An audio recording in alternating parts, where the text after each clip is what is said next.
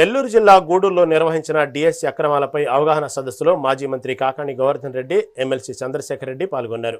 ఈ సందర్భంగా జాతీయ రహదారి నుంచి వస్తున్న వైసీపీ శ్రేణుల ర్యాలీని పోలీసులు అడ్డుకోవడంతో ఉద్రిక్తత నెలకొంది. అనంతరం జరిగిన సమావేశంలో కాకాణి గోవర్ధన్ రెడ్డి మాట్లాడుతూ లోకేష్ విద్యాశాఖ మంత్రిగా పనికిరారని, వెంటనే రాజీనామా చేయాలని డిమాండ్ చేశారు. డిఎస్సిలో అర్హత లేని 400 మందికి పైగా ఉద్యోగాలు ఇచ్చారని ఆరోపించారు. ప్రభుత్వం దీనిపై స్పష్టత ఇవ్వాలని, టీడీపీ హయాంలో వ్యవస్థలన్నీ భ్రష్టు పట్టాయని విమర్శించారు.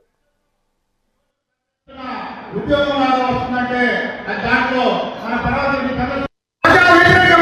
వ్యతిరేకంగా మనం జగన్మోహన్ రెడ్డి గారి నాయకత్వంలో ఈ జిల్లాలో రాష్ట్ర వ్యాప్తంగా కూడా డిఎస్సీలో లక్షలాది మంది పాపం ఈరోజు ఆశపడి పరీక్ష కూర్చుంటే అనేక రకాలుగా వాళ్ళని ఇబ్బంది పెట్టి వాళ్ళు ఎవరు కూడా అవకాశం కల్పించండి, మనలో చేసినటువంటి తప్పును తగ్గించుకోండి అని చెప్తే వాళ్ళు ఎదురుదారి చేయడం, మాట్లాడితే విమర్శించడం, అదేమన్నా అంటే మీరు ఏదో ఒక విధంగా డైవర్సిటీ పాటించుకోవడం.